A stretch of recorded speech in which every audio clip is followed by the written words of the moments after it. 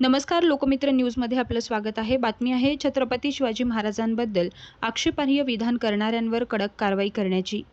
सविस्तर बातमी अशी आहे की हिंदवी स्वराज्याचे संस्थापक छत्रपती शिवाजी महाराज यांच्याबद्दल सातत्यानं आक्षेपार्ह आणि अपमानकारक वक्तव्य करून समाजात तेढ निर्माण करणाऱ्या प्रवृत्तीविरुद्ध आता संतापाची लाट उसळली आहे. या पार्श्वभूमीवर अशा व्यक्तींवर कायदेशीर कारवाई करून त्यांना महाराष्ट्रात येण्यास बंदी घालावी, या मागणीसाठी पाटोदा जिल्हा बीड येथील तहसीलदारांना शिवप्रेमींच्या वतीनं निवेदन देण्यात आलंय. गेल्या काही दिवसांपासून काही ढोंगी व्यक्तींकडून छत्रपती शिवाजी महाराजांच्या महान कार्याबद्दल चुकीची विधानं केली जात आहेत.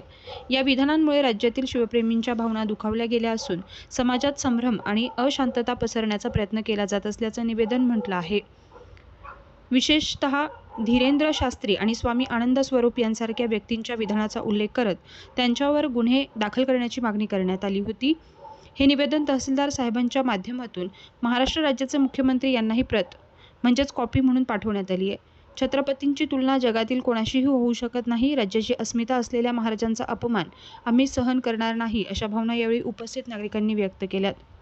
या निवेदनावर गणेश कवडे, विष्णुपंत घोलप, LR जाधव, शहाजी पवार, संदीप जाधव, बाबा तिपटे, राहुल जाधव, मुकुंद शिंदे, बाबाजी सव्वाशे, ॲडव्होकेट सय्यद वहाब, ॲडव्होकेट पठाण जब्बार, इम्रान नूर, सज्जादभाई सय्यद, सतीश गर्जे, सय्यद शपूशेठ, विकास जाधव, महादेव जाधव, लखुळवीर राऊत, निलेश जावळे, आबासाहेब भोसले, स्वामी घुमरे, गंगाधर तांबे, सय्यद फकीरा, चांगदेव सव्वाशे, संतोष जाधव अनेक ग्रामस्थांच्या स्वाक्षऱ्या आहेत.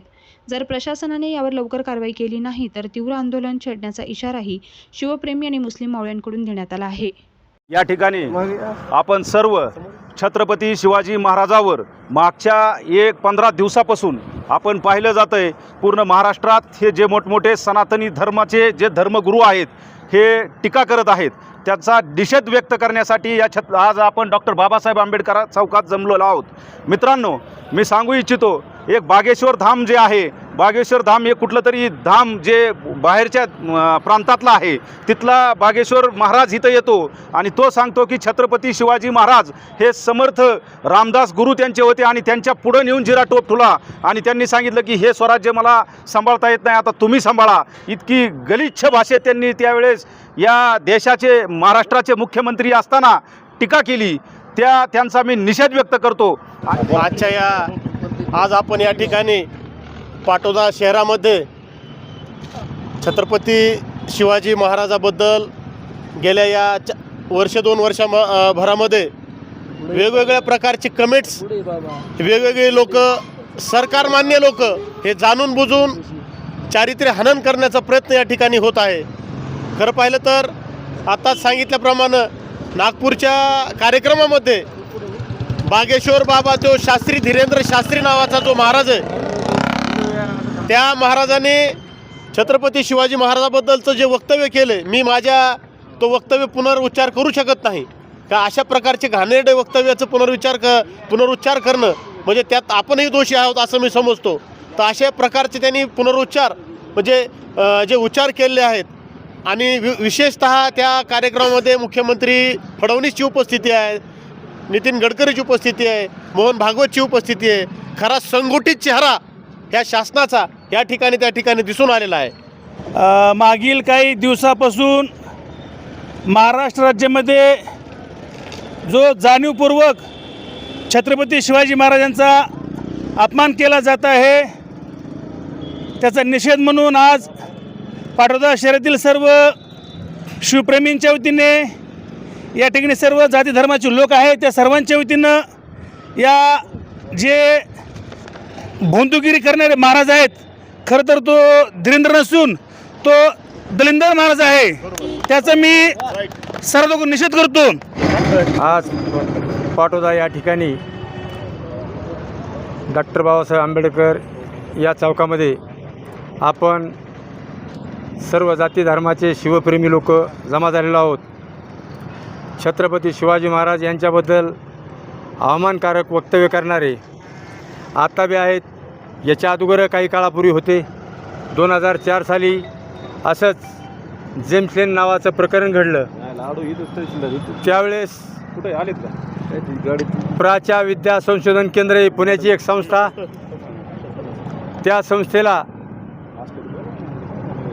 संस्थेमार्फत जेम्स लेनला चुकीची माहिती किंवा अवमानकारक माहिती पुरवून बाहेरल्या देशातल्या इंग्रज एका लेखकाला शिवाजी महाराजाबद्दल चुकीची माहिती देऊन त्याला एक पुस्तक लिहिण्याचं भाग पाडलं. ते असे गेल्या 20-30 वर्षापासून आपण पाहतो. आपल्या आमच्या चौथीच्या इतिहासातसुद्धा फक्त अफजल खान आणि शाहिस्ते खान दाखविला, पण कृष्णा भास्कर कुलकर्णी दाखविलं नाही. ही बी शोकांतिका पहिल्या आमच्या लहानपणापासूनच आहे. पण आपण ज्या त्या ठिकाणी ज्या त्यावेळेस जर उत्तर जर दिलं तर ठीक आहे, नसता ही अशी माजुरी अवलाद फोफावते. कारण आज केंद्र आणि राज्यामध्ये जी सत्ताधारी आहेत, मग इथले स्थानिकचे आमदार बी असतील, आमदारांनीसुद्धा निषेध करणं हे त्यांचं कर्तव्य आहे. कारण ज्या सत्तेमध्ये आपण राहतो, ज्या सत्तेचे मुख्यमंत्री त्या हरामखोर बाबाच्या स्टेजवर असतात आणि त्या ठिकाणी आपण जर ते आणि आम्ही जर एकत्र जर मिळून जर वागत जर असो आणि जर आपल्या महाराजाचा अपमान जर होत जर असेल तर त्या ठिकाणी आपलंसुद्धा आपल्या मतदारसंघाचं कर्तव्य म्हणून आमदारीसुद्धा निषेध करणं योग्य आहे.